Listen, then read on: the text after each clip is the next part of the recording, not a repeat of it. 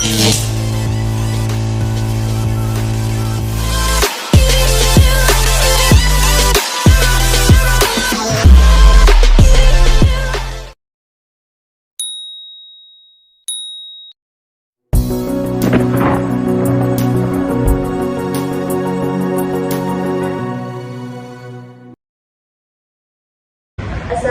warahmatullahi wabarakatuh. Pertama-tama, marilah kita panjatkan puji syukur kehadirat Allah Subhanahu wa taala yang telah memberikan kita banyak nikmat kesehatan, nikmat kesempatan sehingga kita dapat berkumpul di tempat ini. Tak lupa pula kita kirimkan salam kepada junjungan kita Nabiullah Nabi Muhammad sallallahu alaihi wasallam. Allahumma shalli ala Muhammad wa ala Muhammad. Sebelum kami mempresentasikan hasil kelompok kami, izinkan kami memperkenalkan diri dulu ya, yaitu Perkenalkan, nama saya Baik Utara. perkenalkan nama saya Indah. Perkenalkan nama saya Putri. Materi yang akan kita presentasikan itu pada haji. Baik, kami akan mempresentasikan hasil kelompok kami. Yang pertama, materinya akan dibawakan oleh Abdul Wahid Kahar. Pertama saya akan menjelaskan hakikat haji. Menurut Jamaludin Syakir, haji atau al-haji secara bahasa berarti al-qasdu atau menunjuk maksud, sedangkan secara istilah haji adalah mengajak para pergi menuju Mekah dan maksud mengerjakan ibadat awal. Sa'i waktu di Arafah, bermalam di Musdalifah, mabit di Mina dan ibadat ibadah lain pada waktu-waktu yang telah ditentukan untuk memenuhi perintah Allah Subhanahu wa taala. Kata Allah, waktu yang telah ditentukan untuk perintah Allah dan sempurnakan haji dan umrah itu kata Allah. Karena pelaksanaan ibadah haji sangat terkait dengan ibadah umrah, maka dalam pengertian ini perlu juga dijelaskan tentang umrah. Umrah adalah mengunjungi Mekah untuk mengerjakan tawaf, sa'i, kemudian tahallul untuk memenuhi perintah Allah dan mengerjakan kandungannya. Umrah haji harus dilaksanakan pada musim haji yang sudah ditentukan, sedangkan umrah sunnah dapat dilakukan kapan saja. Nabi Sallallahu Alaihi Wasallam berumrah 4 kali dan tak satu kali pun beliau dan para sahabat umrah lebih sekali dalam sekali perjalanan.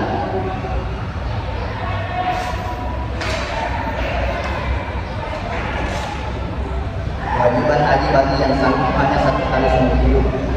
Berdasar hadis dari Abu Hurairah bahwa Rasulullah Sallallahu Alaihi Wasallam berkhutbah, wahai umat manusia, Allah telah mewajibkan haji atas maka tunaikanlah. Seorang laki-laki bertanya, apakah saya tak tahu wahai Rasulullah? Nabi diam hingga saat itu mengajukan pernyataan 3 kali, kemudian Nabi bersabda, andainya aku katakan ya, maka akan menjadi wajib, sedangkan kalau tidak akan sanggup melakukannya. Lalu sabda Nabi lagi lengkap, biarkanlah jangan kalian meminta apa yang tidak akan sebutkan. Sungguhnya yang membuat orang dahulu celaka adalah karena mereka banyak bertanya dan berselisih dengan nabi mereka. Jadi jika aku melakukan sesuatu, lakukan sebuat tenagamu. Jika aku larang, maka tinggalkanlah. Hadis riwayat Al-Bukhari dan Muslim. Baiklah, kita tidak penjelasan tentang hakikat haji. Materi selanjutnya akan saya berikan kepada teman saya.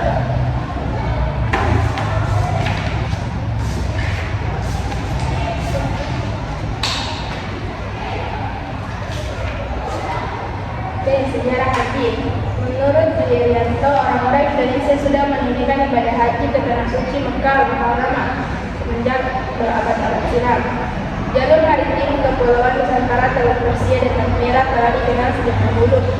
Sejak dibukanya tersensus tahun 1869, waktu ditempuh dari Indonesia ke Jeddah menggunakan kapal uap menjadi lebih cepat dan lebih murah, serta relatif menguntungkan dari segi keamanan pelayaran.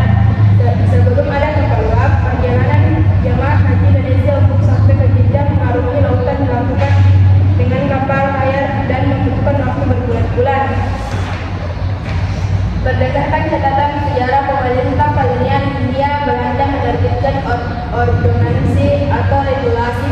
perjalanan haji. Dalam Ordonansi Haji tahun 1859, pemerintah Belanda menetapkan persyaratan gerakan haji harus mempunyai cukup uang untuk membiayai perjalanan ke Mekah. Persyaratan itu dibuktikan dengan jaminan dari bupati setempat bahwa calon haji yang akan memperoleh paspor atau pas jalan memiliki uang untuk membiayai perjalanan dan kebutuhan hidup keluarga yang ditinggalkannya. Pada masa pergerakan perbaikan perjalanan haji pertama kali diperjuangkan oleh umat Islam melalui Muhammadiyah. Pihak Ahmad Dahlan pendiri Muhammadiyah membentuk bagian penolong haji pada 1921. BB Muhammadiyah mengirim utusan ke Arab Saudi dengan memberikan saran-saran perbaikan kepada pihak yang berwenang. Bagi bagian penolong haji membentuk komite perbaikan perjalanan haji Indonesia beranggotakan para ulama dan ulama cendekia. Kongres Muhammadiyah ini Minangkabau tahun 1930 merekomendasikan agar mengadakan pelayaran sendiri untuk pengangkutan jemaah haji Indonesia. Dalam masa revolusi kemerdekaan, pemerintah Indonesia setempat mengirim 2 kali misi haji Arab Saudi yang diikuti beberapa orang. Misi haji 1 tahun 1948 merupakan kelulusan resmi haji Indonesia yang pertama sejak Perang Dunia Kedua. Kemudian misi haji kedua dilakukan pada tahun 1949, sementara pada musim haji tahun 1940 atau setelah pengakuan kedaulatan pemerintah memberangkatkan jemaah haji menggunakan sarana transportasi kapal laut dengan kuota 10.000 orang, sementara yang terisi kurang lebih 1.907 jemaah haji pada musim haji tersebut yang mencapai sekitar 3% dari total jemaah. Pada era Orde Lama, animo umat Islam yang menunaikan ibadah haji tidak pernah surut, bahkan cenderung meningkat, walaupun biaya yang ditetapkan oleh pemerintah selalu meningkat setiap tahunnya. Jemaah haji saat itu yang mencapai puluhan ribu orang diberangkatkan dengan kapal laut yang membutuhkan waktu lebih dari 1 bulan. Hanya sebagian kecil atau sekitar 2% yang menggunakan pesawat terbang yang ongkosnya 2 kali lipat. Penyelenggaraan haji menggunakan transportasi darat dimulai tahun 1953. Menurut M. Fuad Nazar, sejarah haji adalah orang Indonesia menunaikan ibadah haji ke tanah suci Mekah Al-Mukarramah telah berlangsung semenjak berabad-abad silam. Jalur maritim Kepulauan Nusantara, Teluk Persia dan Laut Merah telah dikenal sejak dahulu kala. Berbagai sumber menyebutkan bahwa sejak pembukaan tahun 1863 laut yang bertemu dalam transportasi laut dari Indonesia ke Jeddah menjadi lebih cepat dan lebih murah. Prof. Dr. Dedian Nur dalam buku Administrasi Islam Indonesia Jakarta Raja Wali 1983 menyebutkan di antara negeri-negeri bukan Arab, Indonesia termasuk negeri yang banyak mengirim jemaah haji. Di masa penjajahan Belanda, tahun kemuncak ialah tahun 1926 sampai 1927, ketika sekitar 62 orang pergi ke Mekah gelar haji dipandas dari dalam performa dan umumnya mereka memakai jubah atau surban. Menurut Muhtar, haji merupakan ibadah yang wajib dilakukan oleh umat Islam yang mampu. Ibadah ini dilakukan pada bulan Dzulhijjah. Secara bahasa haji berarti bermaksud mendaki atau menyengaja, sedangkan secara syarah haji ialah bermaksud menuju Baitullah Al-Haram atau Ka'bah untuk melakukan ibadah tertentu atau haji. Haji merupakan salah satu ibadah tertua dalam agama Islam. Ibadah ini tidak ada jauh sebelum masa Nabi Muhammad SAW. C. Mencapai haji mabrur. Menurut Dr. Haji Syamsul Hidayat Jumadin, pengertian haji mabrur secara harfiah, haji mabrur adalah haji yang sampai badannya telah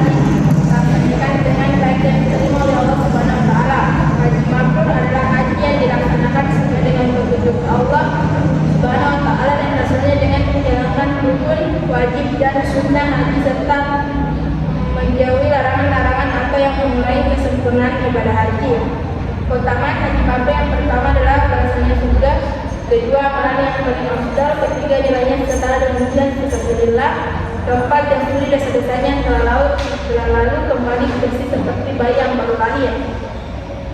Ciri-ciri haji mabrur dermawan dan memiliki kepedulian sosial, selalu menebar kebaikan, santun dan bertutur kata baik. Selain itu, ia pun memberikan kiat-kiat untuk meraih haji mabrur. 1. Melaksanakan haji dengan niat yang baik, termasuk ketika akan melaksanakan ibadah haji. 2. Mempelajari tata cara manasik haji yang benar, melaksanakan rukun wajib dan sunnah haji dengan penuh rasa hikmah. 3. Semata-mata hanya mengharap ridha Allah Subhanahu wa taala. 4. Memperbanyak membaca tauhid dan mengingat Allah. 5. Menjauhi segala hal yang mengotori ibadah haji seperti rafa, usuk dan bidah. 6. Biaya haji tempat bersumber dari harta yang halal. Menurut definisi yang menjadi haji mabrur tentu adalah tujuan dari semua umat muslim yang menjalankan ibadah haji ke tanah suci. Ibadah yang masuk dalam Islam kelima ini memiliki kandungan surga. Dalam Kamus Besar Bahasa Indonesia, mabrur memiliki arti diterima Allah atau baik. Secara harfiah, haji mabrur adalah haji yang baik atau ibadahnya telah dilaksanakan dengan baik dan diterima oleh Allah Subhanahu wa taala. Sementara pengertian berdasarkan syar'i, haji mabrur merupakan haji yang telah melaksanakan ibadahnya sesuai dengan petunjuk yang diberikan oleh Allah Subhanahu wa taala dan juga dari Muhammad sallallahu alaihi wasallam, dan menjalankan syarat, kewajiban, rukun serta menjauhi hal-hal yang dilarang atau tidak diperkenankan. Dalam buku tuntunan super lengkap haji atau umrah, Ustaz Solihin As-Suhaili menjelaskan jemaah haji dengan kualitas mabrur akan mendapatkan banyak keuntungan dari Allah Subhanahu wa taala. Salah satu keuntungan itu adalah jaminan surga. Menurut fakta Islam mencapai haji mabrur: 1. Memahami ajaran agama Islam. Dalam Islam, amalan ibadah yang tidak disertai dengan ilmu dapat menjadi sebuah kesia-siaan. Maka penting untuk seseorang memahami ajaran agama Islam dengan baik, termasuk juga manasik hajinya jika ingin menjadi haji mabrur. 2. Pastikan rezeki halal. Gunakanlah uang halal untuk berangkat haji, bukan hasil curian. 3. Tingkatkan amal ibadah. Jamaah haji harus menyiapkan diri dengan meningkatkan dan menyempurnakan amal ibadah.